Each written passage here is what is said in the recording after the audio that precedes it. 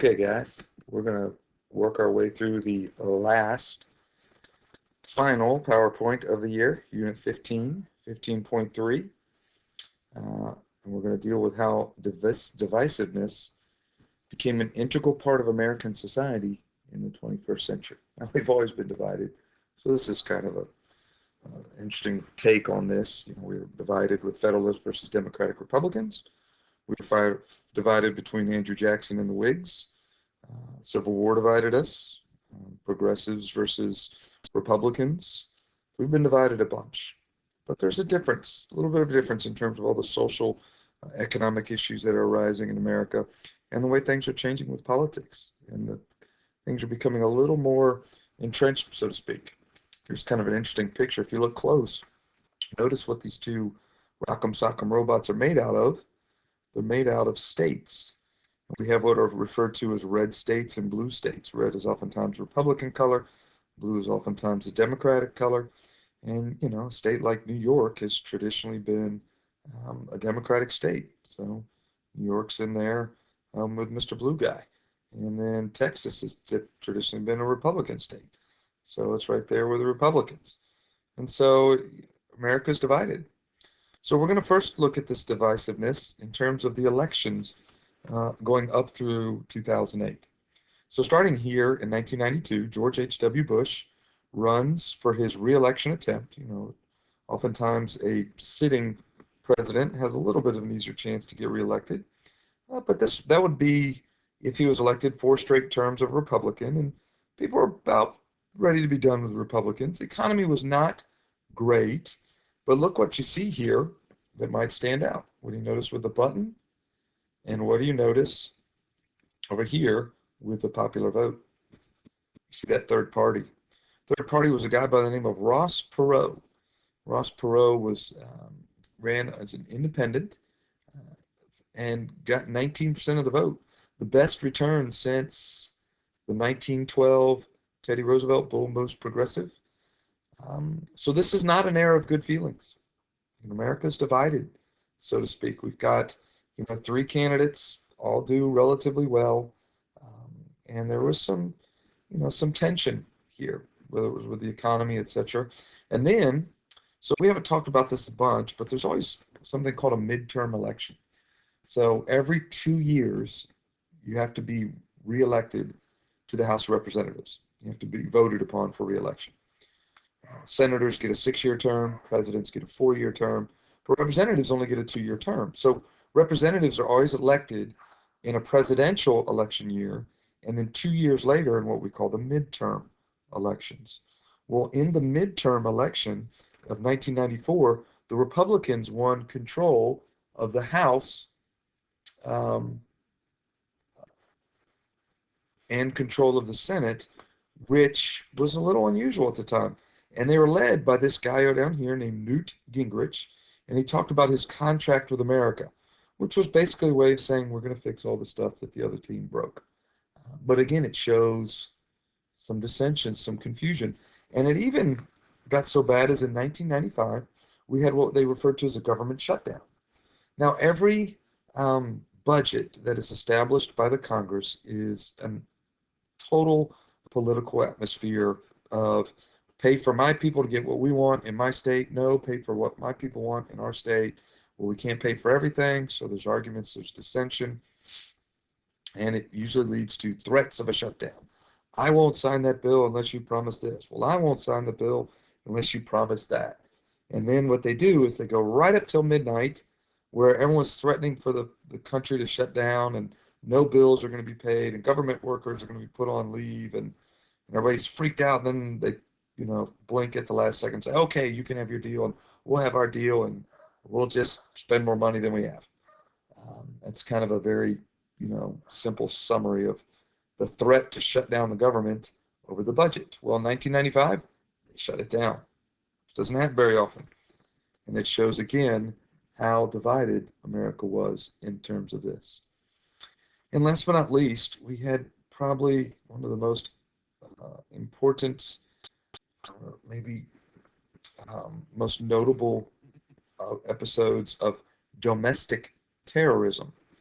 2 white supremacist folks, Timothy McVeigh being one of them, drove a U-Haul truck or type truck full of fertilizer-created explosives into the Oklahoma City main government building, parked it in a garage, and blew it up.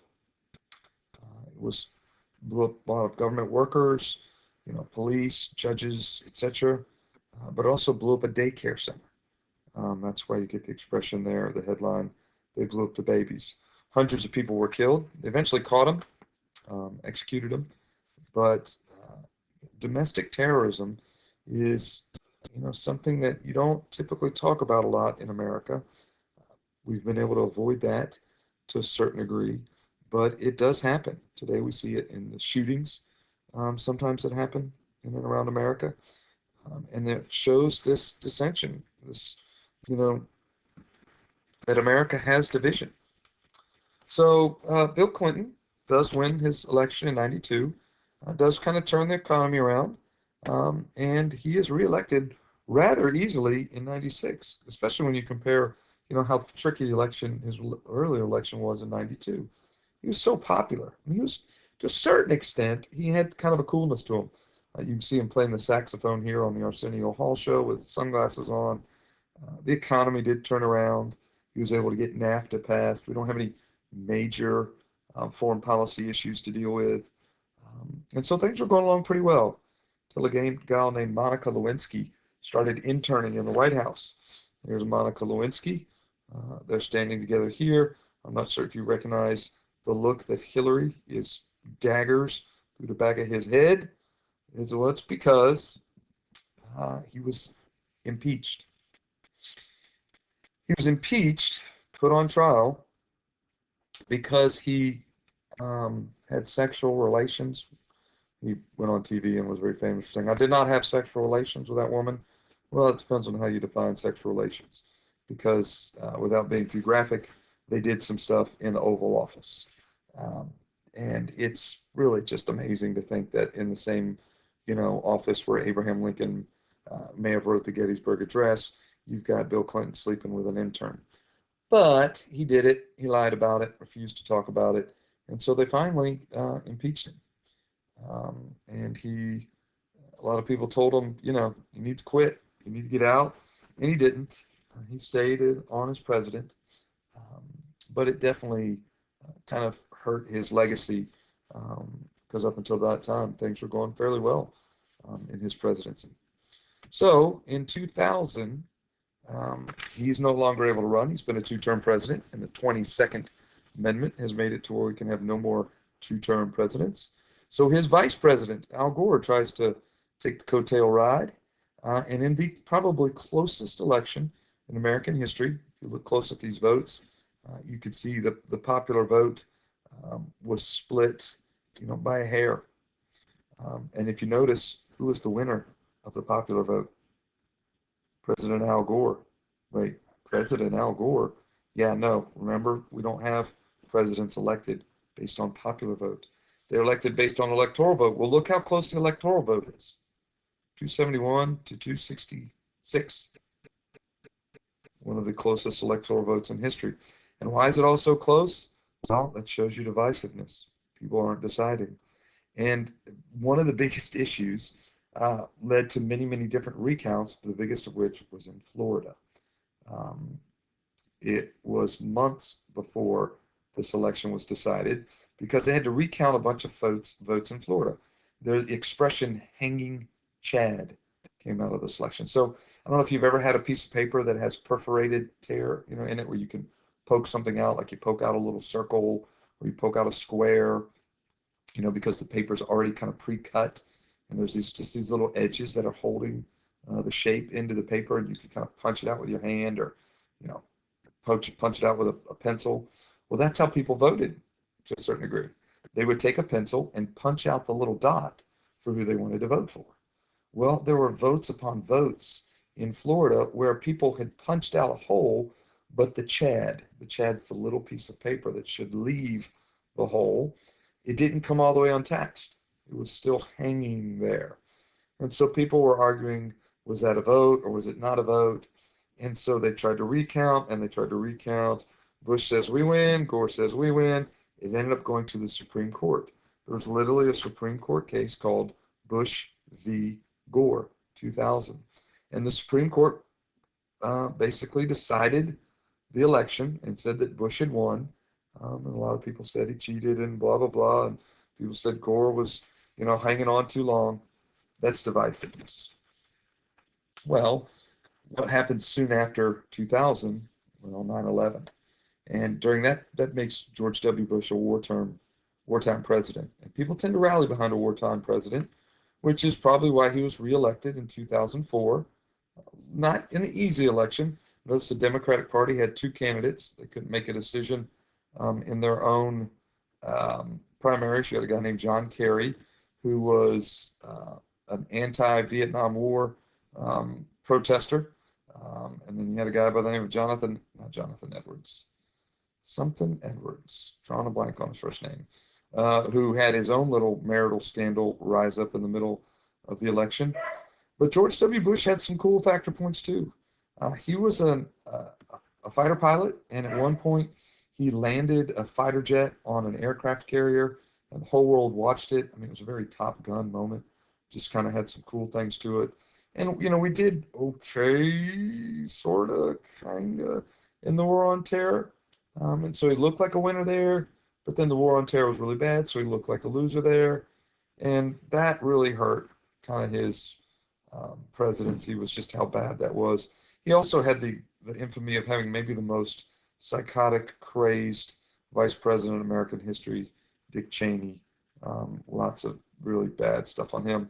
Probably the worst moment in George W. Bush's second term, though, was Hurricane Katrina, 2005. This is not a real picture. This is a Photoshop thing of the Bushes fishing while everyone else in New Orleans is struggling.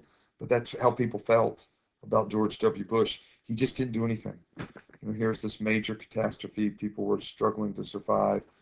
Hundreds of people dying or dead, whether from the hurricane or the after effects. And Bush kind of sat on the sidelines. It just was not a good look. People did not remember him very well for this.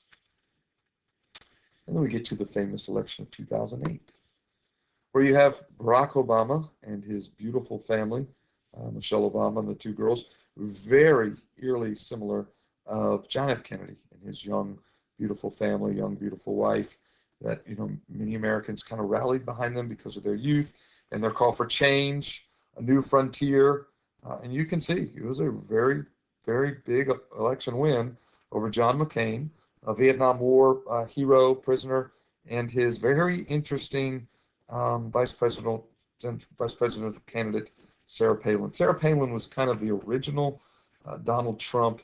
She helped get the Tea Party moving, this group of Americans who just felt completely on the outside, and that their rights had been oppressed, etc.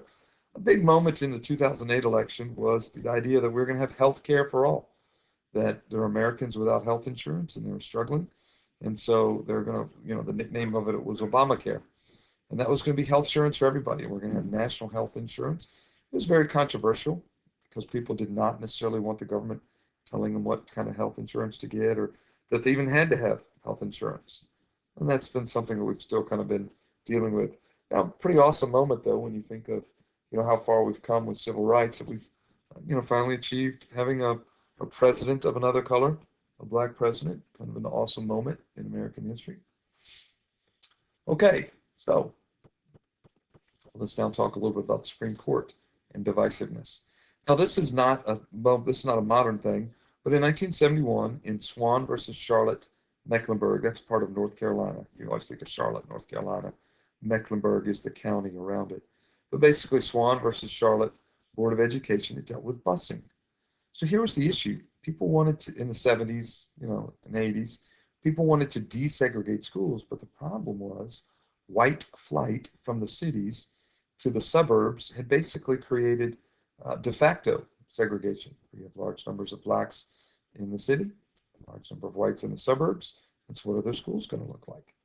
They're going to look segregated. They're not legally de jure segregated. They're segregated because that's where people lived. Well, people wanted to fix that. And so they said, what we're going to do is we're going to take buses run them into the suburbs, pick up a bunch of white kids, take them into the cities, and we're going to take buses into the cities, pick up a bunch of black kids, take them into the suburbs. And we're going to make these schools segregated one way or the other. So that's where you get 35, 40-minute bus rides, 50-minute bus rides. You get a lack of parent involvement. There are some interesting negatives that came out of it, but schools were desegregated, and you start to, to mix groups together, which was good in terms of getting America to realize that differences in color don't necessarily mean differences in people. Well, as we go into the 90s, now Supreme Court cases start to pop up that overturn Charlotte. They start to say, no, you can't put a kid on a bus just because of his race. And so we're still dealing with some of the divisiveness of segregation. We talked about Texas versus Johnson, the Supreme Court case that made it okay, made it constitutional to allow people to burn the flag. There was another one that was during this time period that was a little interesting. It was versus Westboro Baptist. Westboro Baptist is not really your typical Baptist church. It's more like a cult.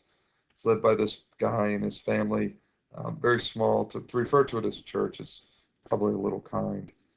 It's a small group of people, very inbred, and they were very, very vocal anti-homosexual. And they would go to these places, these funerals for soldiers from the war on terror, war in Afghanistan, war in Iraq, and they would stand outside and hold these posters and scream, God hates fags, God killed your son, your son died because God is punishing America, and they would scream this at the funerals. So imagine you're burying your child, your son, this person died in war, and you got to hear in the background, God killed your son, God killed your son. Not very Christian. These people are, borderline lunatics. But the Supreme Court, this went to the Supreme Court. These people say, hey, freedom of speech. Say what we want, where we want. And the Supreme Court basically stepped up and said, nah, you can say what you want, but not wherever you want. We're going to make you stand back. I don't know the official line, but I think it's 200 yards. You can't get within 200 yards of the funeral. But another moment of, Schenck versus the United States, Patriot Act, what are we going to allow people to do in terms of freedom of speech, etc. Reverse discrimination. There was a case in California, Bach is the person's name, versus the state schools of California. Bach was a white med school student who had good med school scores or good college scores and good MCAT, and he wanted to go to medical school, and he got denied. And he did a little research and realized that there were people of other colors, Asian, Latin, Black, who were getting in who did not have scores as good as him. And they're getting in that because they had quotas that they had to fill, these California schools. And basically said, you know what, I'm being discriminated against. And this is where the phrase reverse discrimination comes in, where whites are discriminated specifically because of their color. Black people get an easier ride, or women get an easier chance, or Asians get more opportunities. And so now you've got this, idea where for a while the government, led by the Supreme Court, has tried this policy of affirmative action, which basically means we're going to take steps to try and even the playing field. And the black schools were suffering for years, so in order to help blacks catch up in education, we need to give them a bump. We need to get more of them into college, even though they're not as prepared as some of these other white students. Well, the white students are more prepared because they've had better white schools for generations, so their grandparents had a better education, so the parents had a better education, so they got a better education.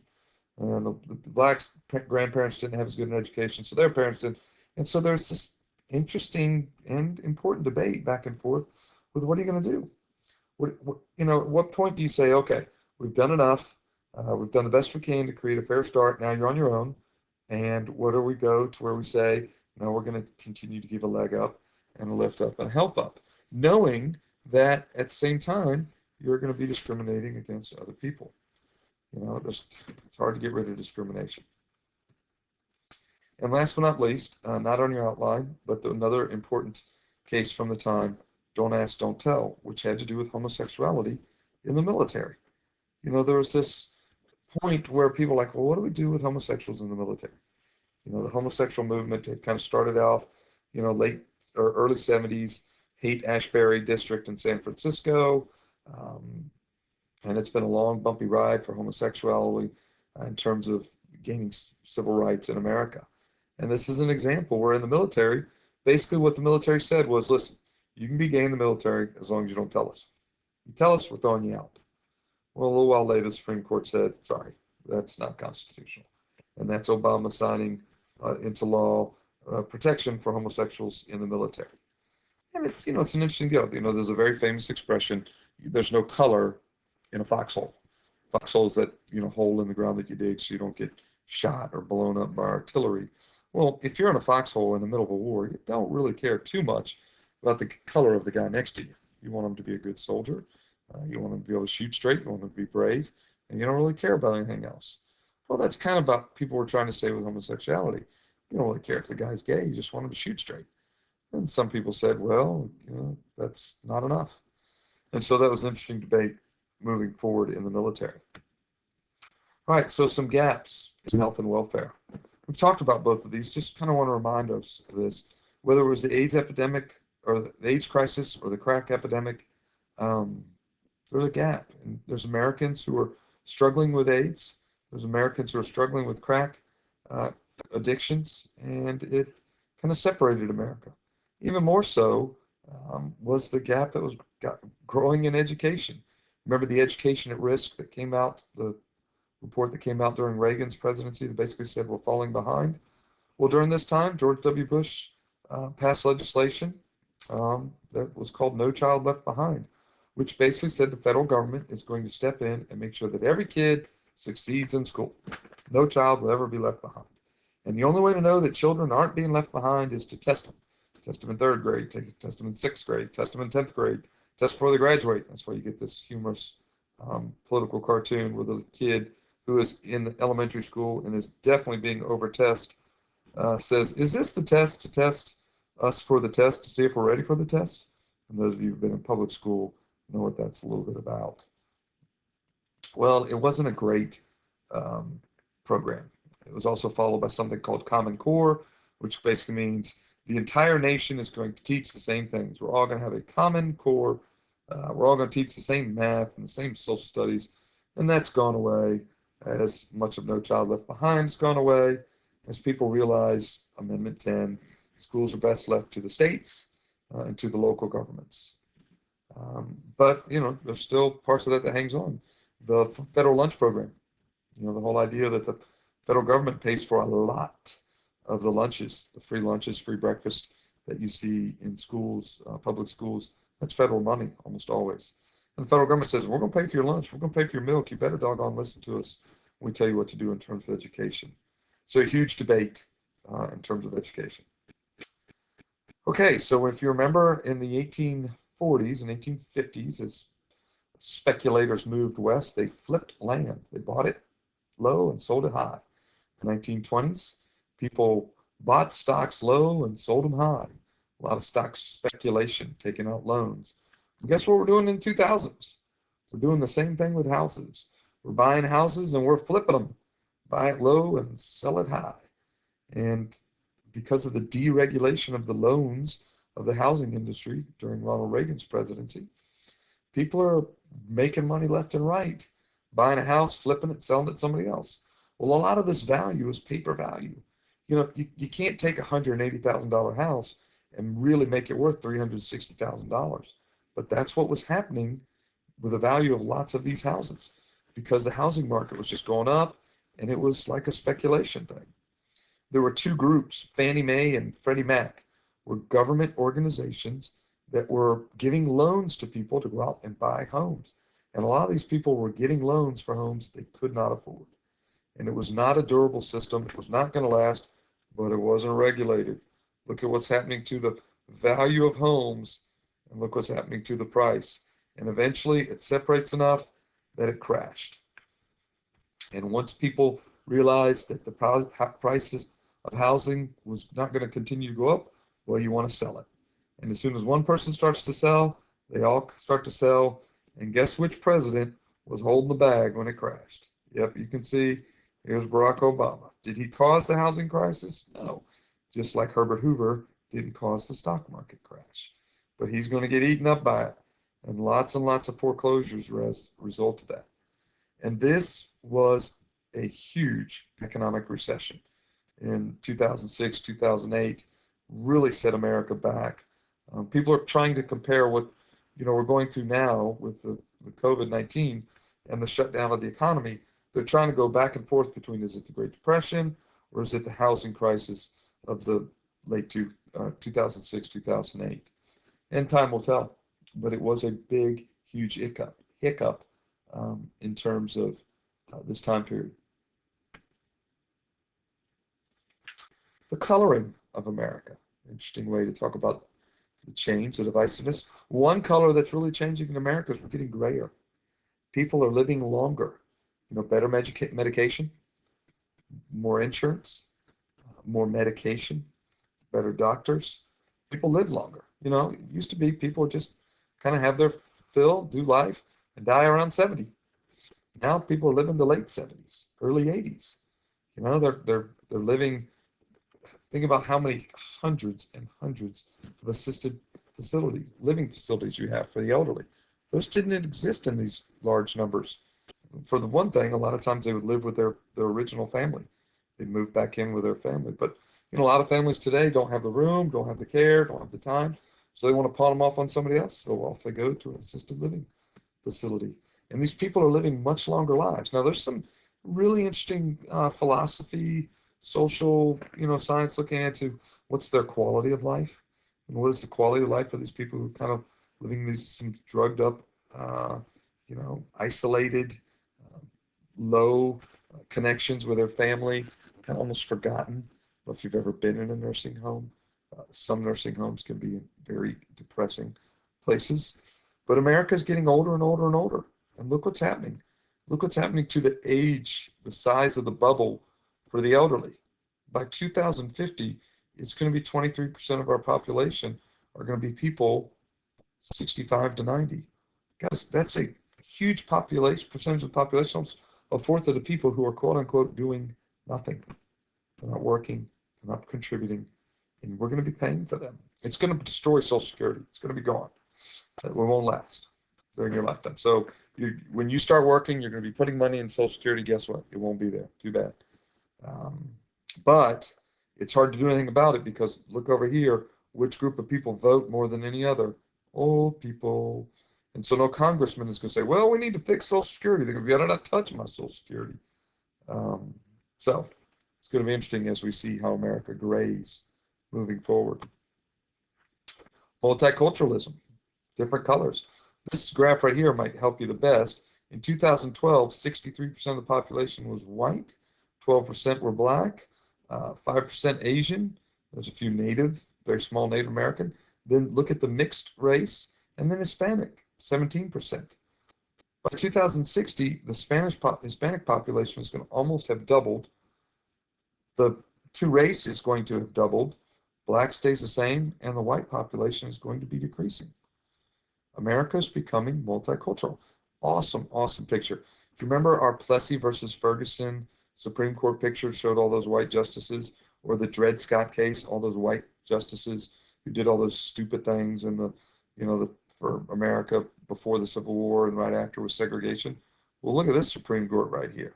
You got three women, you got a black fella, you got an Asian lady, you got a Jewish gal, okay? There's a Hispanic, Sotomayor. What Hispanic here? Drawing a blank on his name. But look at all the change. The Supreme Court, our thermostat, our thermometer shows the temperature of America. Well, we're becoming different. We're going to have books that tell us about being different. Tolerance is so much more a bigger word these days. The family is changing.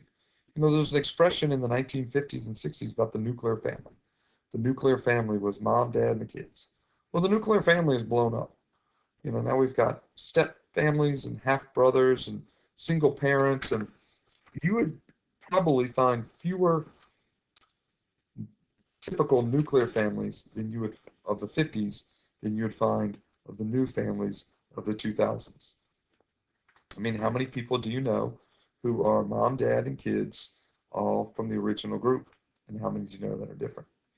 That's a changing of America in terms of the family. Coloring of America, computers, computer codes. We are being overtaken by the information and speed of the internet. A great example was the Arab Spring. All these different countries, Tunisia, Libya, Egypt, that had revolutions that were basically started on Facebook. Look at your revolution tools. Look at this guy right here. This is at a protest. I think this says something about the government, etc. But look, he's like, hey, find me on Facebook. That's how they spread messages. We have flash mobs in America to go dance in the malls. In Arab countries, they have revolutions. And the amount of people on the internet, using the internet, the amount of trade on the internet, the amount of shipping, Amazon, etc.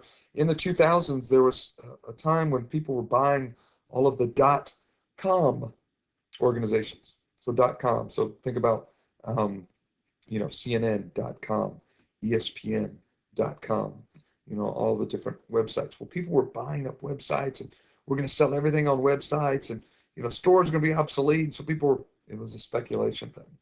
And there was a .com bubble burst, and a lot of these internet organizations crashed. And a few strong ones like Amazon came out of it.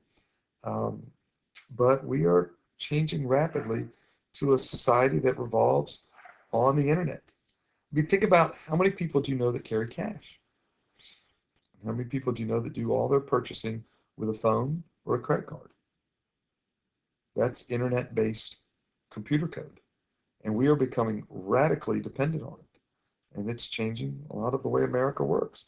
So we shall see moving forward. This fact that even now so many people are working at home, doing school at home, etc., is because of the coloring of America through Computer Code Act. So that wraps up 15.3. So that wraps up the year.